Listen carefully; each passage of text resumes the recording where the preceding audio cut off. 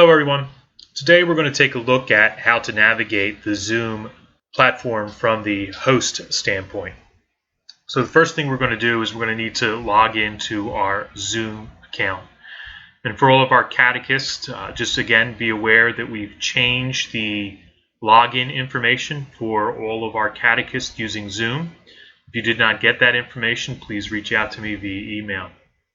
Once we sign in at zoom.us and we go to the option to sign in with Google and we enter in our username and password, we'll be brought to our meetings page, and you'll see here that I have created for this training session just a virtual training meeting.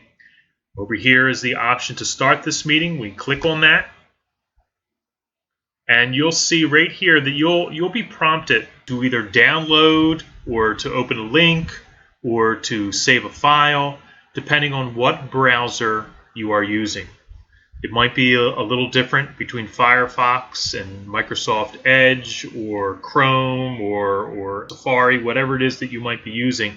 Just follow the prompts and it'll get you to download the Zoom client so you can start the meeting. So here I'm being prompted to open the link.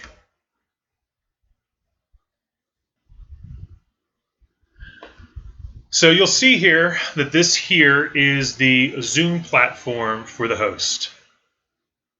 And currently I do not have my video engaged so that I am not a distraction to you on the screen.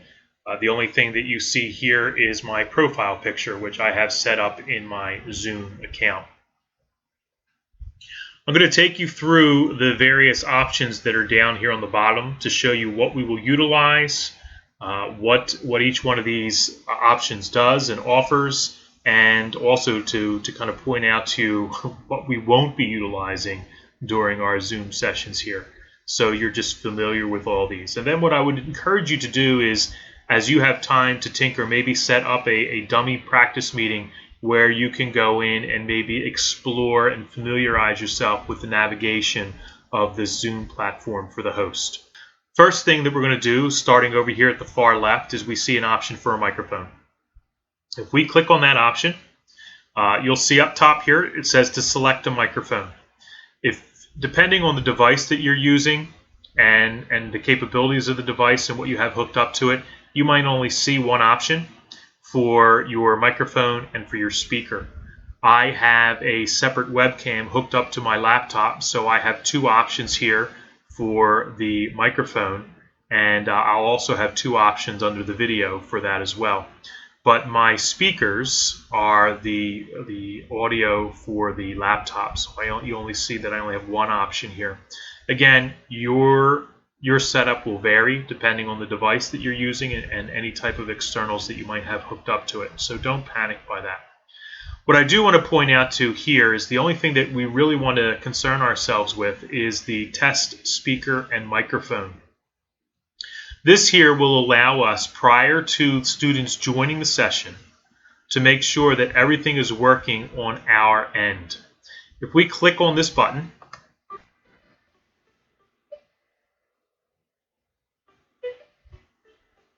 you'll see that Zoom is playing a ringtone with the option of do we hear it or not. If we hear it, we click yes.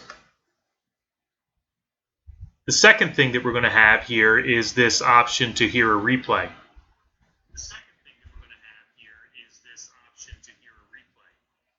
So you can see now, as long as I'm talking, you see that there's an input level here, and Zoom is recording everything that I'm saying at this point.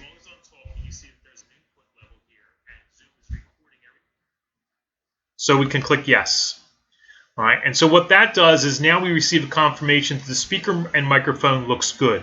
So the little ringtone that we hear when we tested our audio lets us know that we will be able to hear the students as they speak to us.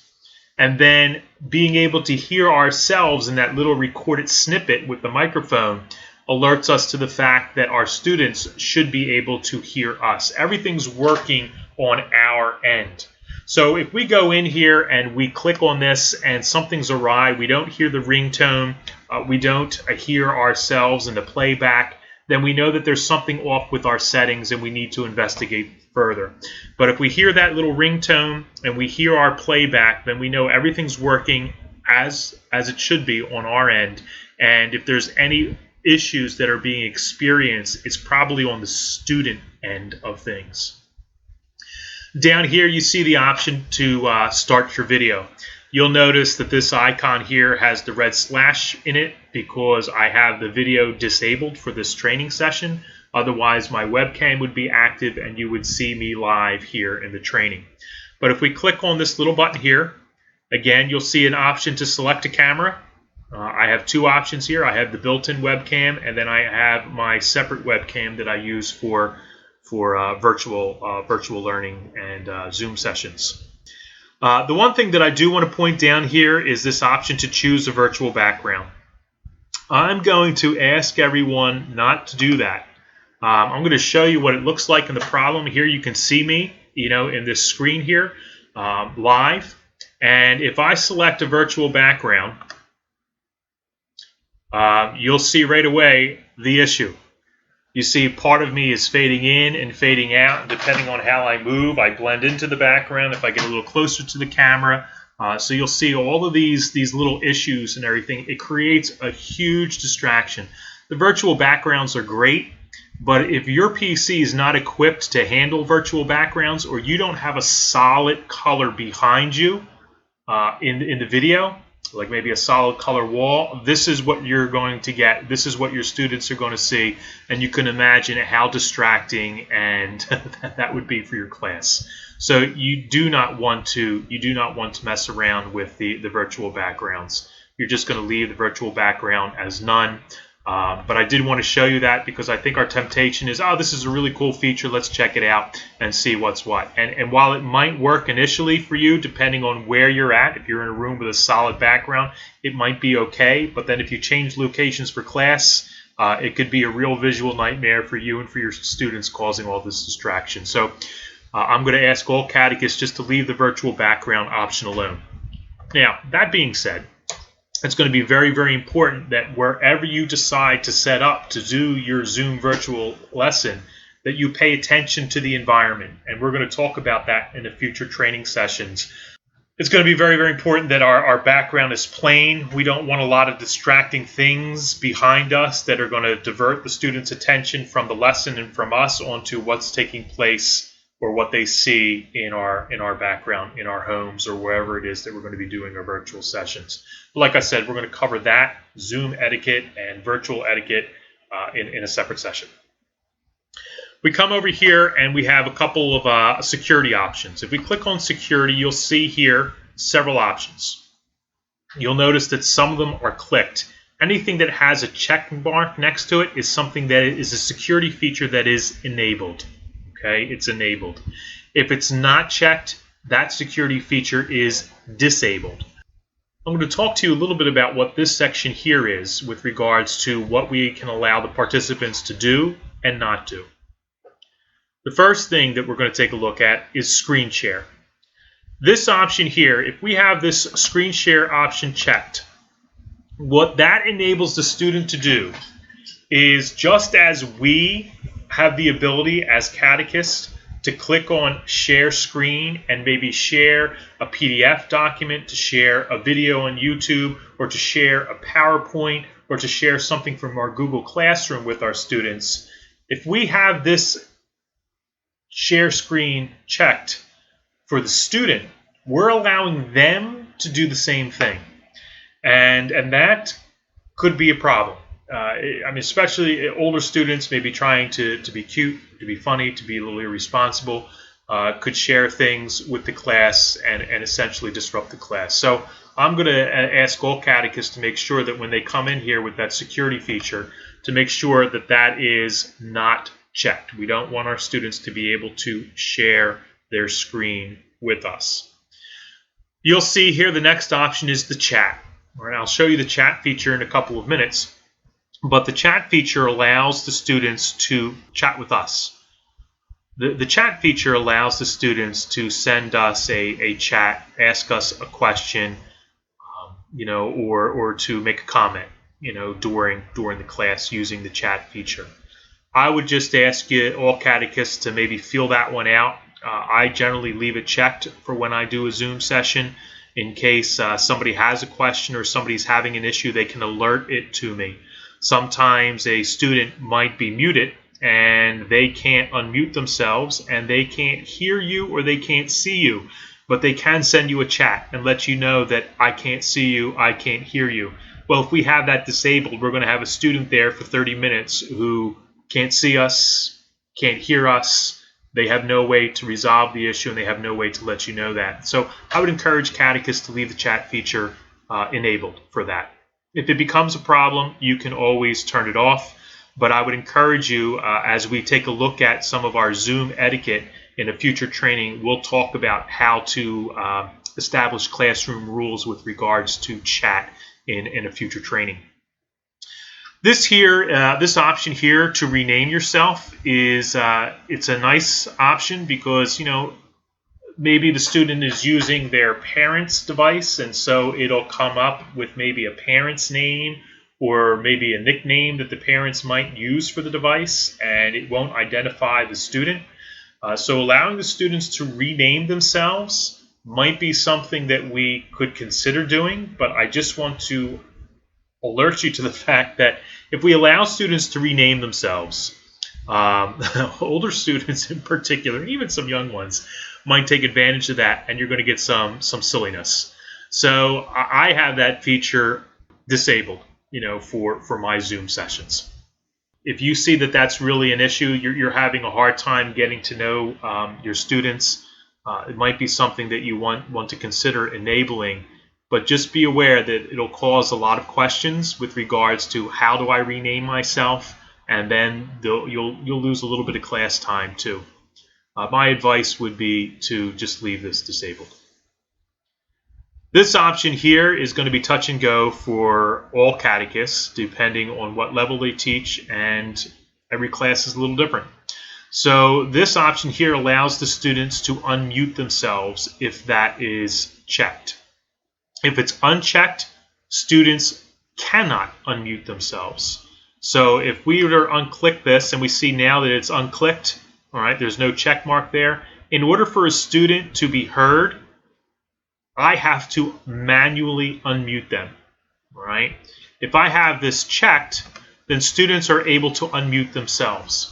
Catechists are really going to have to kind of feel this one out. For the older grades, most of those students are probably responsible enough, especially if you have really good Zoom etiquette protocols in place that your students understand and agree to. They should be able to unmute themselves without any problem. Younger students, maybe not so much. For younger students, if you prevent them from unmuting themselves, then you need to do it for them, as we already discussed. But some younger students might unmute themselves every single time that they have a question, and it could lead to disruptions. But again, you'll really have to feel that out for each class. Every class, again, is going to be different. Again, a lot of this is going to depend upon the Zoom protocols and the Zoom etiquette that we really have established for our students, and make sure that we are on the same page with all that. But we'll cover all of that Zoom etiquette stuff again in the future training. So those are the participant security features. Up here, you'll see the enable waiting room. This here is enabled, and we enabled that in our meeting setup process. So again, when you come in to set up your Zoom meeting, please make sure that you click the enable waiting room. As we discussed in last week's session, the benefits of the Zoom waiting room is that it literally puts students on hold. So if they log in before you've signed into class, they are literally on hold waiting for your arrival and waiting for you to let them into class. Likewise, if they arrive after you've already logged in, but you're not ready to let the students into class to begin class, they'll appear in a waiting room, and then you can just let them wait there until you are ready. I'll show you what that looks like in a couple of minutes. You'll see up here this option to lock the meeting. You might recall that there was, in the early stages of the pandemic, with everybody jumping on to the Zoom bandwagon, Zoom was not prepared for some of the security issues that they were experiencing, such as Zoom bombing, where outside users who had access to the meeting ID were able to jump in on the class and kind of hijack it, share their screen. And that was because a lot of people were unfamiliar with the security settings that were available in Zoom, because it was all new to everyone. And some people were taking advantage of that.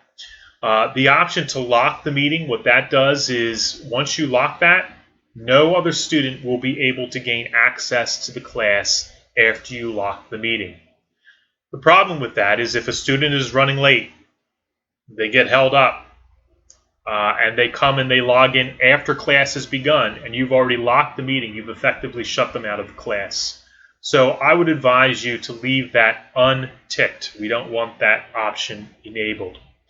One of the security features that kind of really nullifies our need to lock the meeting is the fact that Zoom now encrypts a password with the meeting ID. So if anybody does have the meeting ID, they're not going to be able to log into Zoom without the password. And the students will have not only the meeting ID, but the password that will be encrypted in the link that they receive to log into class. So the option to lock the meeting really isn't necessary. Moving on here to our participants. You'll see here when I click the participant list, there's a sidebar window that opens up that shows and will list all of the participants in the meeting.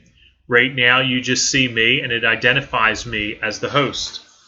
However, you'll see as people log in, they'll appear right at the top of the participant list. And you'll see that one person is waiting. Right now, my cell phone is logged in to this Zoom meeting, and I am placed in the waiting room. So when I hover over my name, you have the option to admit or to remove. And again, the remove feature, it was just a security feature, so if somebody was logging into the session who didn't belong, you could just remove them or just leave them in the waiting room perpetually, and not have to worry about it. As long as you didn't admit them to class, they would never have access to the class. But you'll see this admit button, okay? And when I click that admit button, you'll see here joining. All right, the student's image will pop up here over here on the screen, and you'll see down here now that I'm listed, we have two participants. We have me as the host, and then we have me joining with my cell phone. If we come down here, you'll see that there's a couple of options. Again, here you see the option to, again, the security feature to lock the meeting. We see the security feature to enable the waiting room, which is ticked. You'll see the option here for participants to unmute themselves, again, which we have ticked. So if you need to make a change in the settings on the fly, you can come over here to security, but you can also do it just by clicking the three dots, which takes us to our settings down here for our participants. You allow participants to rename themselves. One of the options that you can do that's not a security feature, is to play a sound when somebody joins or leaves, which will alert you to any student that is entering the class or any student that is exiting the class. If we have that option ticked, I'll show you what that looks like. So you heard the little chime.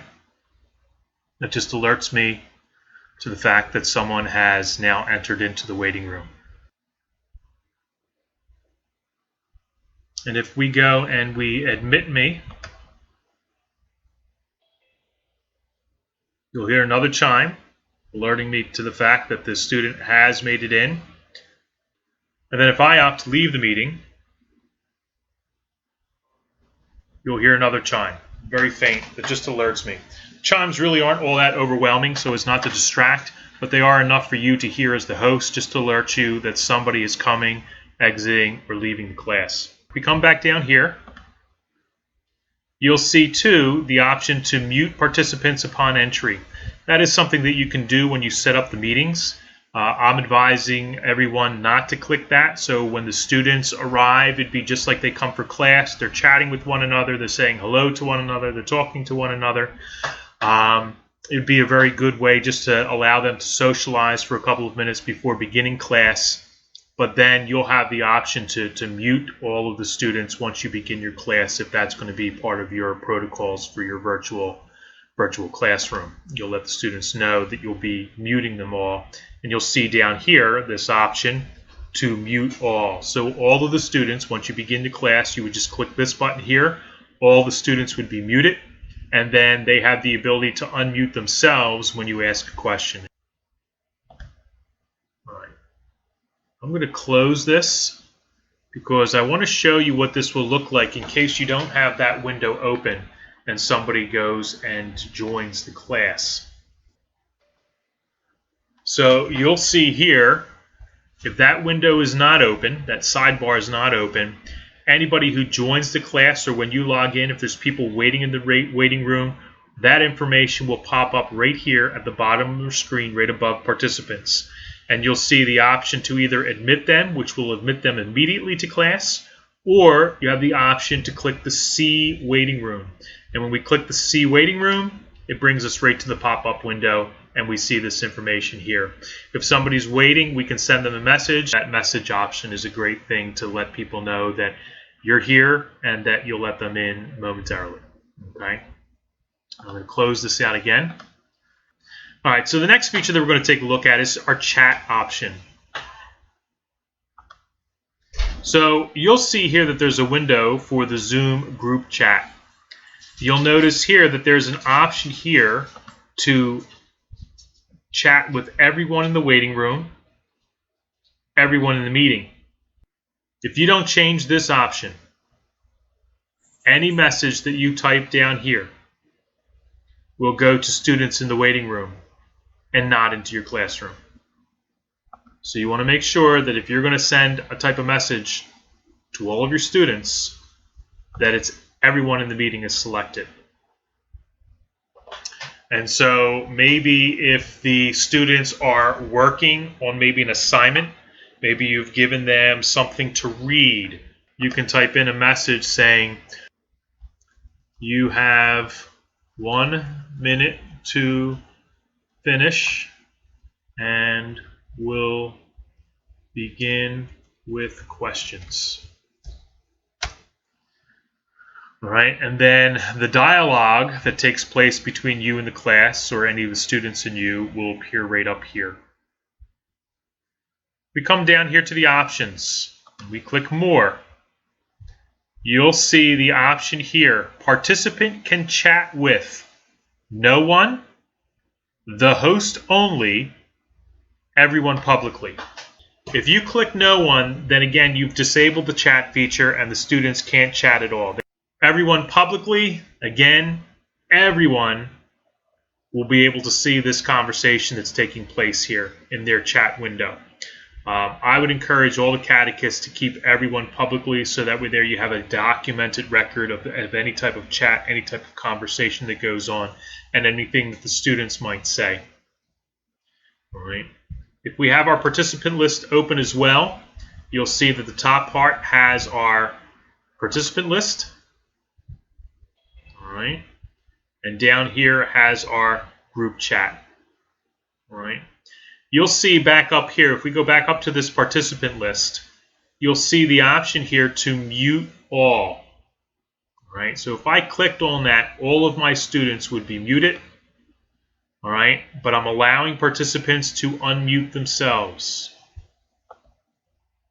All right, so that allows me, if you ask a question as a catechist, I can unmute myself to answer that question. I do want to take a look up here and show you these options. You'll see here that the video is in red with a slash through it. And I will show you, you'll see now that my microphone also is in red and has a slash behind it. If you see students appearing in class with these options that are red and slashed, it means that they're muted, which means you won't be able to hear them, and their video is disabled, which means you won't be able to see them. So my video is disabled, so you'll see a profile picture from my cell phone here, but you don't see my live video feed. So if you hover over the student's picture, you'll see an option here, Ask to Unmute. If I click on that, I've just sent a message to my cell phone, and it says the host would like you to unmute. And I have the option to stay muted or to unmute. And if I click unmute, you'll see now that my microphone's active.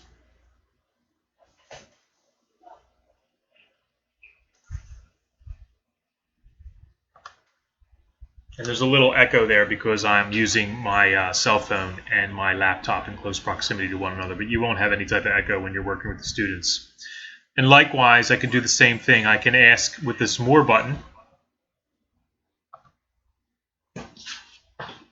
I can ask them to start their video, and the same thing would happen. I would send them that video, I'd send them a link, I'd click on it, and they would get a message. The host is asking you to start the video with the option to start video or not. Okay. Also under this More, you'll see several other options here which you do not need to worry about.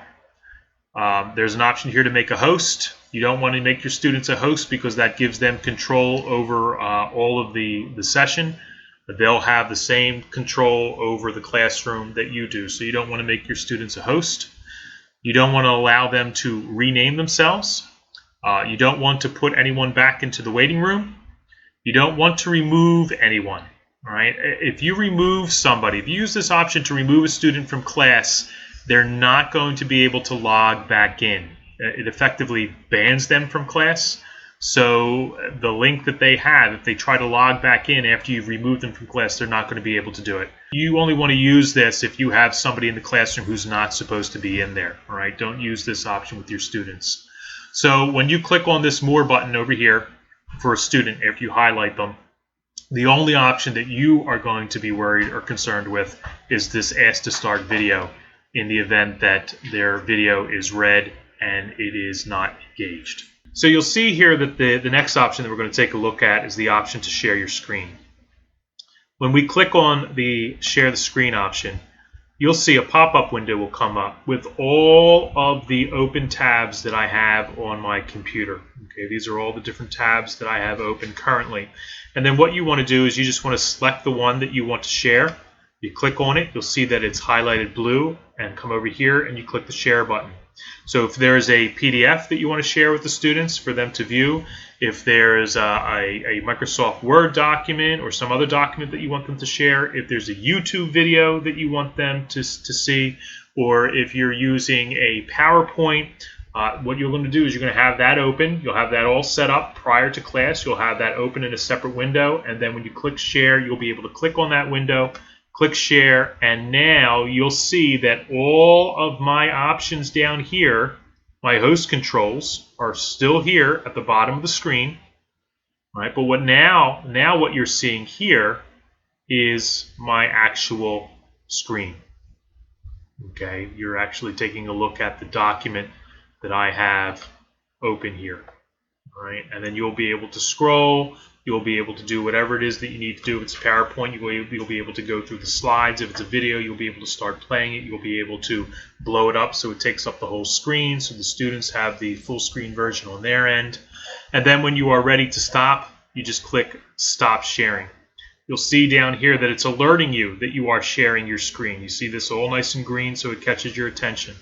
But when you are ready, click the red Stop Share. All right, and then we come right back to the hosting screen. You can then share your screen again at a later point in the meeting. If you're going to move on to a different activity or you want to show them something different, you would just click the share screen again. You'll be brought up to this pop-up window, and then you can go and select whatever window or program it is that you want to share with your students. This here is the record option. So this option here, hopefully, if you set up your meeting correctly, you'll have the option ticked in your meeting already to record. So once you begin the meeting, you'll see a little option to look like this. All right. You'll see right up here in the left-hand corner this message that it is recording.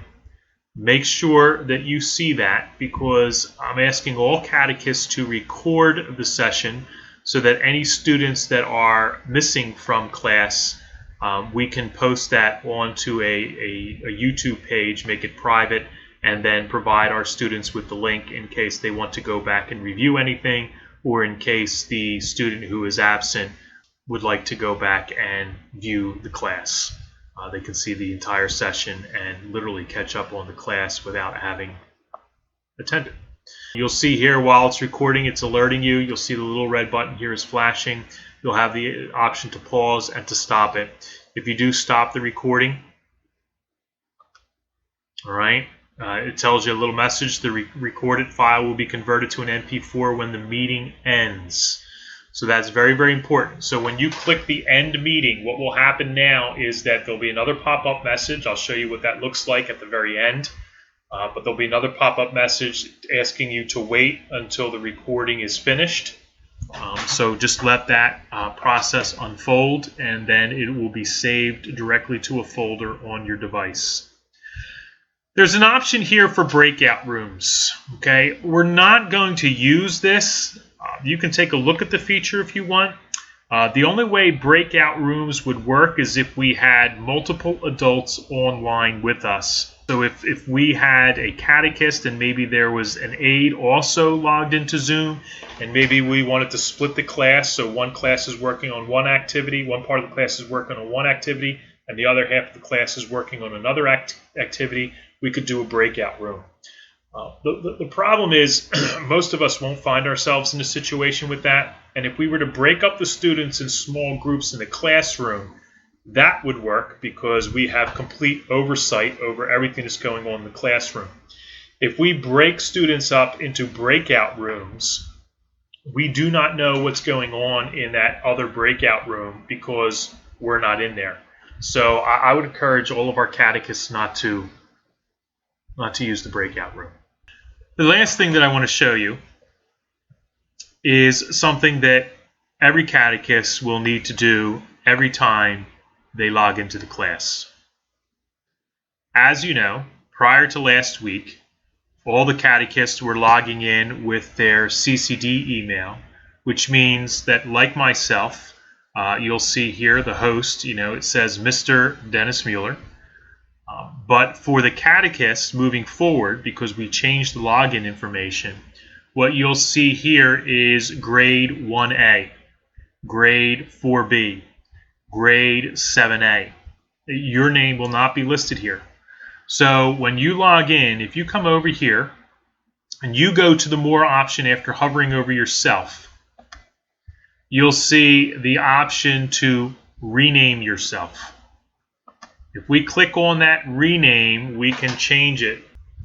This is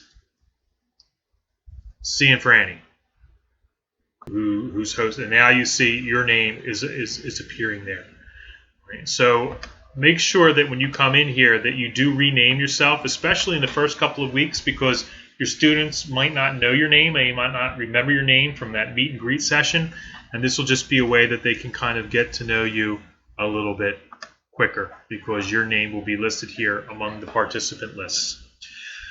All right, so that pretty much brings us to the end of our training session with regards to Zoom and the various features. Again, just to recap, for the mute button here, for the microphone button, we definitely want to make sure that we test our speakers and our microphone when we log into class. All right. For our participant list over here, one of the first things we want to do after we test our microphone and our audio is we want to come over here and we want to rename ourselves to change it from grade 1A, 7A, 7B, whatever it might be, to Mr. or Mrs. So-and-so, so the students see our name. For the video option, we want to make sure that we do not choose a virtual background. Again, do not use it. You saw how horrible it was. Okay, it's not something that we want to use. For our security features, again, we want to make sure that we have Enable Waiting Room checked, Chat checked, And initially, we want the students to be able to unmute themselves, but again, that might vary from catechist to catechist and from class to class. You'll feel that out in a couple of weeks, and you'll know whether or not students are capable of unmuting themselves or whether it's something that you'll need to do on your end as host. We already talked about the participant list and what that does. You see up here the waiting room, and you have the option to admit the students, and once they're admitted, they'll appear down here with you. Then you have the option to message students that might be in the waiting room, which brings up the chat feature, right? And again, anything that we type in the chat feature is going to be located here. When we're chatting with everyone, you want to make sure that we have this everyone in the meeting selected, and we want to make sure that it's everyone publicly is selected when we do the chat. We covered share screen. We covered the record option. Again, the record should happen automatically if you have your meeting set up properly to automatically record once you begin the session. So if you begin it at 4:15, the session will begin recording at 4:15. And then it'll conclude as soon as you end the meeting. And then we have our breakout rooms, which we're not going to really use, and we're probably not going to use the reactions either. If we click the end button here, you'll see the option to leave the meeting and end the meeting for all. You do not want to click leave meeting because you leave and then all your students stay. So what we want to do is we want to click the bright red button that catches our attention and end the meeting for all. And when we click that, that ends the meeting, and we're brought right back to this Zoom page, and you'll see convert meeting recording. You have a recording that needs to be converted before reviewing. Now, that conversion was very, very quick because it only took, I only recorded it for maybe about a minute and a half. But if you're recording a session for 30 minutes or so, that conversion time could be several minutes long. Just be patient, let it record, and then it will save to a Zoom folder located in your documents, okay, under your username on your computer. So this is going to get recorded directly to your device. And you'll see here there's 4 files. There is a meeting saved chat. So if there was any chat that was taking place, you'll see here there's a timestamp from Dennis Mueller, my comment, any other student comments that will be listed here, again with a timestamp, so it automatically saves that for you. And then there is a Zoom MP4. That is the playback. Okay, that is the file that allows us to play the recording, the MP4 file. And there is a separate audio file. So the audio file and the video file complement one another. This is just audio of the entire session. This is audio and video of the entire session. And the playback feature is, again, something that we really don't need to concern ourselves with. We won't be utilizing it in the program. But what you need to email me or link for me to access is by putting it in your Google Drive, is the Zoom MP4, and then I can get that posted for the students on the web page and get that information out so they have access to that class session. And that brings us to an end for this week's training. So for next week's training, we'll start with any questions that you might have about the Zoom platform, any clarifications that you might need.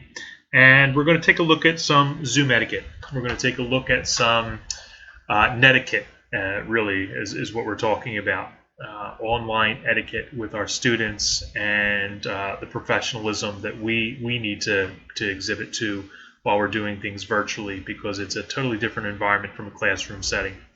So we'll cover some of these netiquette issues in our next training session next week. Until then, thank you.